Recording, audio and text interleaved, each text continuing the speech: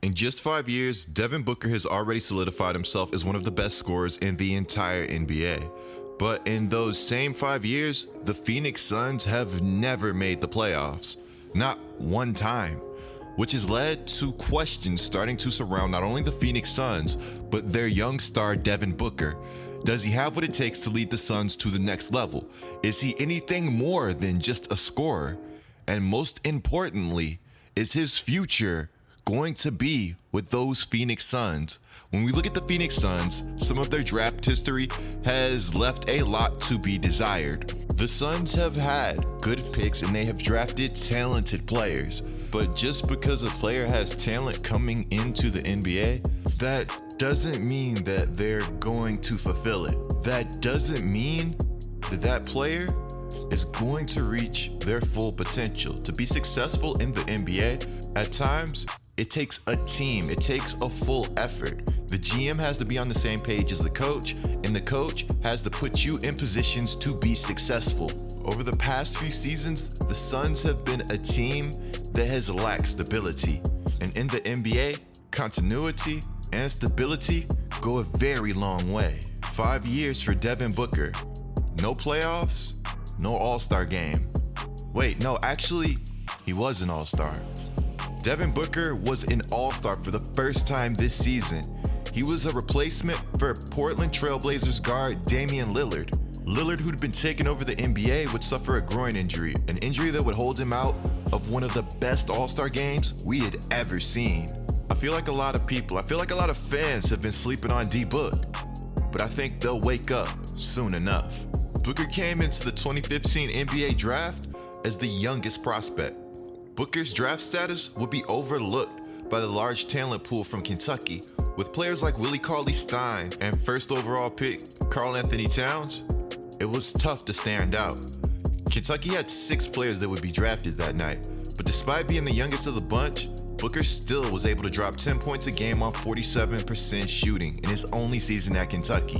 While NBADraft.net compared Devin Booker to Gordon Hayward and Klay Thompson, there were still some concerns about the young Kentucky product's game. Some people thought the athleticism of the NBA game would slow him down. A lack of an explosive first step would make it difficult to stop defenders from crowding him. Overall, they thought Book wasn't big enough, wasn't fast enough, and might have not been strong enough to become a standout NBA player to compete at the NBA level. Man, where have we heard that one before? Average wingspan and all, Booker's game would be anything but average. The Phoenix Suns, despite all of the criticisms, decided to pick Booker with the 13th pick in the NBA draft. At just 18 years of age, Booker became the youngest player in the NBA at the time. Being placed behind the team's top 2 scorers, Eric Bledsoe and Brandon Knight, Booker had to fit in where he could. I know I say it a lot, but you never know when you're going to get your opportunity. You have to be prepared should the moment arise. Sometimes all you get is one shot, and you have to make the most of it. Because if you don't, then somebody else will. It's things like this that separate the good from the great and the great from the elite. Devin Booker, he had the work ethic and he had the skill set. All my man needed was a platform, and he got it. He got it when Bledsoe would get injured in late December. This would allow Booker to move all the way into the starting lineup. Keep in mind, this dude is only 19 years old. This wasn't my career. For D-Book, this was real life. Booker became the 6th youngest player at the time to score 20 plus points in a game. He would finish 4th in Rookie of the Year voting, while the Suns would finish with the league's 4th worst record. Hey, all in all, it was a great rookie season. The next season, things changed, and they changed fast. Devin Booker was now the #1 scoring option for the Phoenix Suns. The vision was evident, and the plan was now in motion. Book was rapidly ascending the ranks of the NBA, averaging 22 points, 3 rebounds, and 3 assists. This true 3-level scorer was starting to take off. The Suns were utilizing him both on and off the ball, working with him in pick and rolls and posting him up. The Suns wanted to make sure that Booker would develop into the elite player that his talent showcased he could be. In the same season, Book dropped 70, putting the entire league on notice. In the past 20 years, this was only done by one person, one other player. That player? Kobe Bryant. The point total, 81. Do you know how good you have to be to consistently score points in the NBA, let alone drop 70 points on one team in one game? He did it. And the crowd is happy. So, Celtic bench, listen to your crowd. Most points in the league since Kobe's 81 in 2006. 70 points for Devin Booker. What Book was doing was legendary, if you ask the right person, because there seems to be a split on how impressive Book's 70 points really were. The Suns would go on to lose the game, and there is an argument that some of the points were stat padded. But hey, to me, 70 points is 70 points. People were mad, so mad that I remember some calling it a disgrace to basketball. Jay Crowder, one of the people not too impressed by Devin Booker's 70. He took to IG, he said, "Never seen so many guys happy after an L." Book replied, "Can't guard me. That's tough." We fast forward to Bledsoe's infamous "I don't want to be here" tweet, and then the trade. The Suns moving on from Bledsoe gave Booker a chance to further advance his game. The Suns were sorely lacking playmakers. Booker would go on to win the three-point shootout and post a true shooting percentage of 56.1. Despite being one of the best all-around three-level scorers in the NBA, the Suns were still really bad. They had a 21-61 record, but hey, help was on the way. They would draft Deandre Ayton the following summer. To many, Ayton seemed like a controversial pick. To this day, I still can't believe the Suns didn't go Luka Doncic. Not because I thought Doncic was the right pick at the time or I knew what Doncic would become.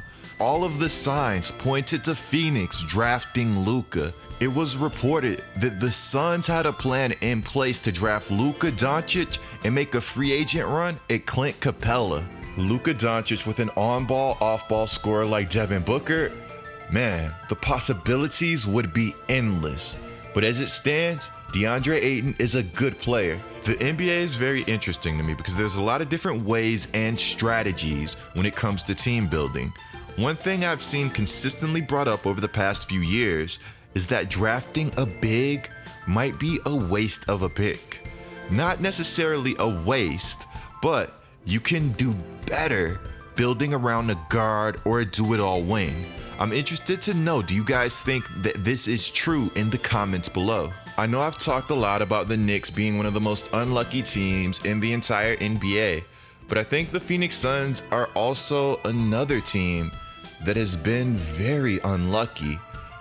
When you look at some of the things that the Suns have done and some of the news that has even came out recently, it's not great. Jayson Tatum wanted to be his son.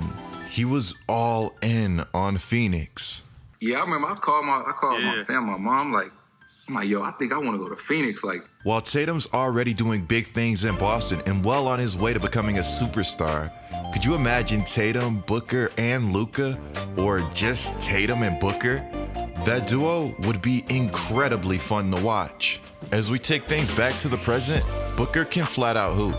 He's averaged over 6 assists per game the past few seasons, and he's done a spectacular job of not only improving his playmaking, but his vision.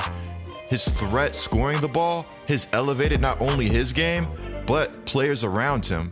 But still, the Phoenix Suns find themselves not being good enough to contend for a playoff spot. If you think the mid-range game is dead, don't tell Devin Booker. Over 45% of Booker's shot attempts come from the mid-range area. The way he creates space to knock down some of these shots is an absolute thing of beauty. I think many fans view Booker as this three-point specialist, and don't get me wrong, he can flat out go from deep, but he's much, much more than just a three-point shooter.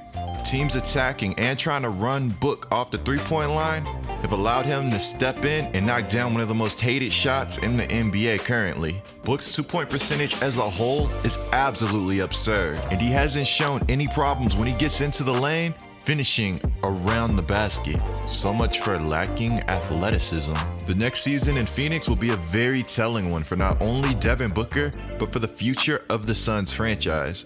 There's talent and promise in Phoenix. Coaching and health go a very long way, and so does developing your own players once they're in your system. I'm interested in knowing what you guys think down in the comments.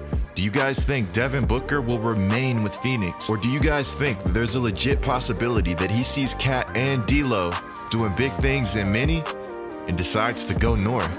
D'Lo, Cat, and Book. Boy, that would be fun. But it would also be fun to see the Suns get things right and play an exciting brand of basketball. Amari, Nash, Sean Marion, the up-tempo system, the pace, the winning. I think the Suns are overdue.